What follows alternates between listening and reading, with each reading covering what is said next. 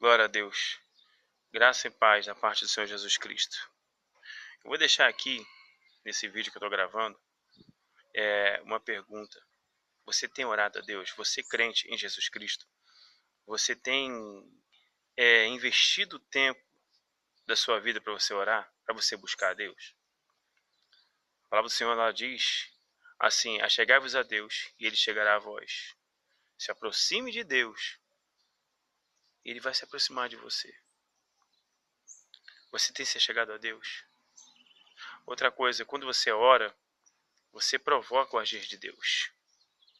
E a Bíblia diz o seguinte: agindo eu, quem impedirá? Nada pode impedir o agir de Deus. Provoquemos então o agir de Deus nas nossas orações. Provoca o agir de Deus. Tem uma vida de busca, uma vida de oração. No Evangelho de Lucas, capítulo 18, Jesus Cristo ele cria uma parábola sobre o dever de orar sempre e nunca esmurecer. Ou seja, orar sempre e nunca se cansar. Orar sempre e nunca desistir. Isso independente das lutas, independente das dificuldades que está na sua vida, independente das impossibilidades. Orar sempre. Eu oro hoje e não resolveu ainda, eu oro amanhã e não resolveu ainda, e assim vou indo até Deus resolver a minha causa, até Deus me ajudar em alguma luta que eu estou passando na minha vida. O servo de Deus ele tem que ter uma vida de oração, uma vida de busca. Na oração, o que eu faço? Eu me aproximo de Deus.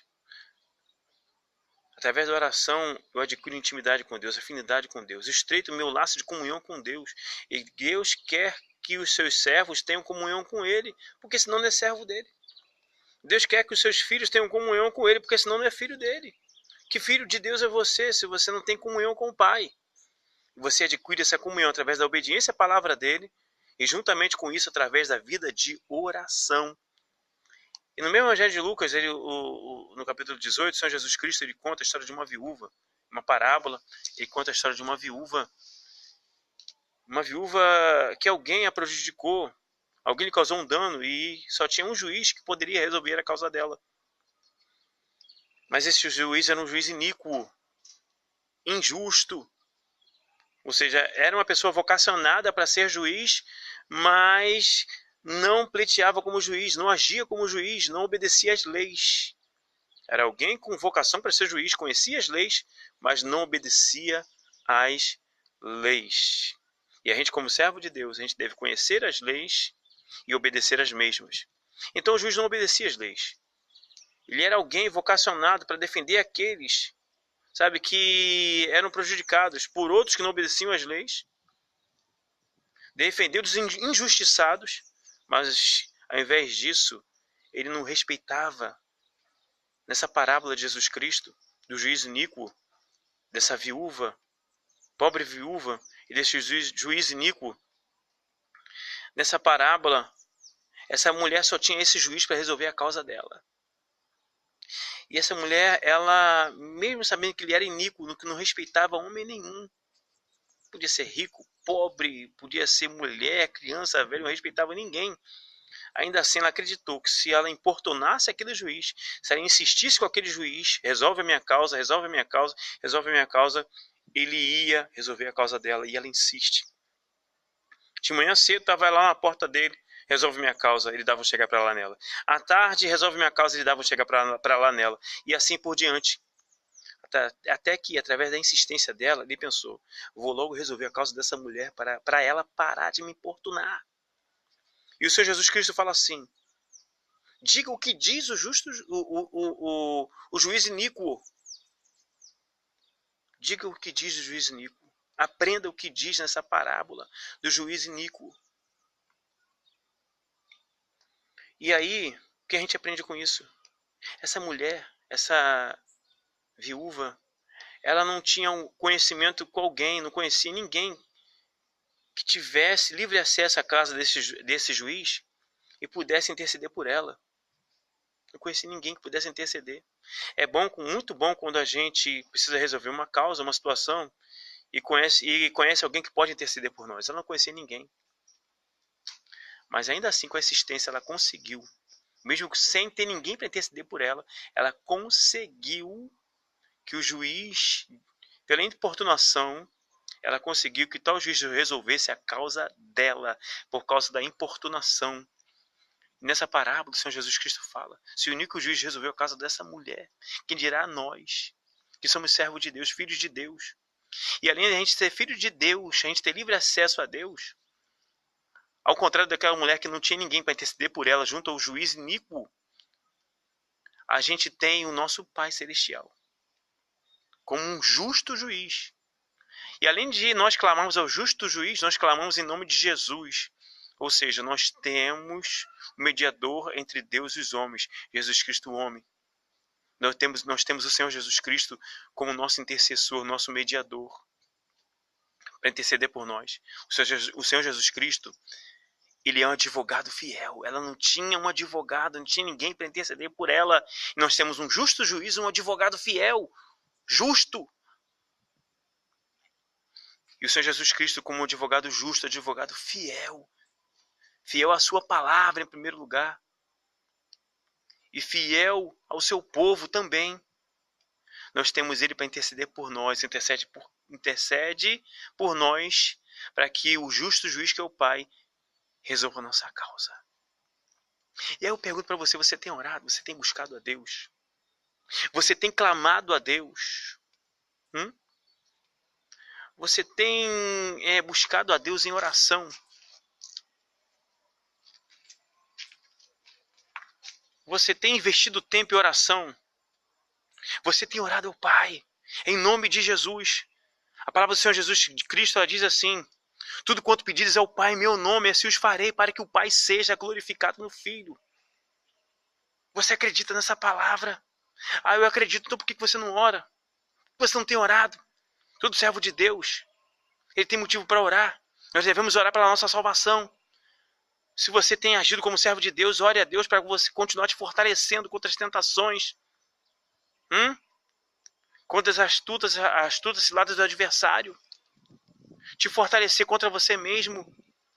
Porque a nossa natureza carnal, ela continua por causa da nossa natureza carnal, nossa natureza pecaminosa. A vontade de pecar não se apartou da gente. Mas aí a gente resiste a essa vontade. Porque prevalece a vontade de servir a Deus. Então a gente deve buscar a Deus fortalecimento por causa da nossa salvação. Fortalecimento. Nós devemos, ter tempo de oração. Ter aquele momento no nosso dia, mesmo em meio a muitos afazeres. Não, tenho muita coisa para fazer, mas eu vou parar tudo, vou botar meu joelho no chão, vou abrir a porta do meu quarto, vou entrar no meu quarto, vou clamar a Deus em secreto, e em secreto vai me recompensar. Porque a Bíblia fala isso, que em secreto ele te recompensará na oração dentro do teu quarto. Alguém vai dizer, irmão, mas aí na igreja eu já oro, quando o pastor ora lá, eu oro junto com ele. Quando a igreja ora, eu oro junto. É muito importante, sim, você orar na igreja, sim. Orar em concordância com a oração do pastor da tua igreja, sim. Mas a oração mais importante de todas, a melhor oração de todas é a oração em secreto. Orar em secreto com Deus. Buscar Deus em secreto. Você tem orado? Você tem buscado a Deus? Ou você é daquele que não tem jeito, acredita que não tem jeito, está com uma grande dificuldade, uma grande impossibilidade, não tem jeito, prefere não orar? Quando você não ora, quando você não clama a Deus, quando você não coloca as suas dificuldades diante de Deus, sua, da tua família, você está demonstrando para Deus, sabe o quê? Que você não tem fé que Deus pode resolver essa situação. E outra coisa, estamos aí a menos de um mês das eleições. A menos de um mês das eleições. Então a gente deve orar por essas eleições. A gente deve orar pelos governantes que estão em eminência. A Bíblia diz que a gente tem que orar pelos nossos governantes e governar por aqueles que vão entrar. Você tem orado por essas eleições?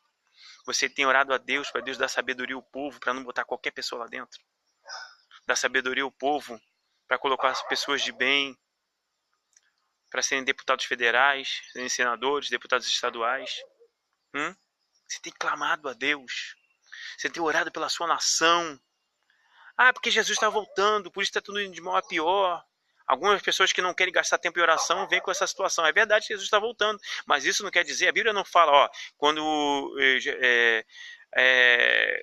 as coisas estiverem piorando, quando a minha palavra estiver se cumprindo, mostrando que a minha vida está próxima. A Bíblia não fala isso assim, desse jeito. Quando tudo estiver mostrando que minha vida está próxima, não adianta o povo orar mais pela paz na nação, orar pelos governantes. Não adianta mais orar, não. A Bíblia não fala isso. A Bíblia fala que a gente deve orar pelos nossos governantes. Devemos orar pela nossa nação. A oração do justo muito pode em seus efeitos.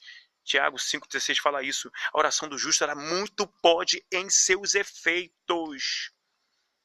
Sabe, esse muito nos barra na barreira da impossibilidade. Não. Esse muito nos barra na barreira da impossibilidade. A Bíblia fala que o que é impossível aos homens é possível para Deus. Então a tua oração vai provocar a manifestação do poder de Deus. Quem não ora não tem manifestação de poder. Muita oração, muito poder. Pouca oração, pouco poder. O crente que tem vida de oração, tem vida de entrega, tem vida de busca intimidade com Deus, ora pela sua vida, ora pela sua igreja, ora pelos seus amigos, pela sua cidade, pela sua nação, ora pelos governantes, tem orado pelas eleições. Esse crente vai ver em sua vida manifestações do poder de Deus, manifestações do poder de Deus. E a grande maioria dos crentes, dos ditos crentes de Jesus Cristo, não ora. De madrugada eu orei, e de manhã eu estava meditando sobre oração, e o Senhor falava assim comigo: o meu povo não tem orado. 2 Crônicas 7:14 diz assim: se meu povo, que se chama pelo meu nome, se humilhar e orar e se arrepender dos seus maus caminhos, eu ouvirei do céu e sararei a sua terra. Deus quer sarar essa nação através do nosso clamor, creia nisso. Deus quer sarar essa nação, Deus quer sarar o nosso Brasil. Então devemos ter uma vida de busca, uma vida de oração. Graça e paz da parte do Senhor Jesus Cristo.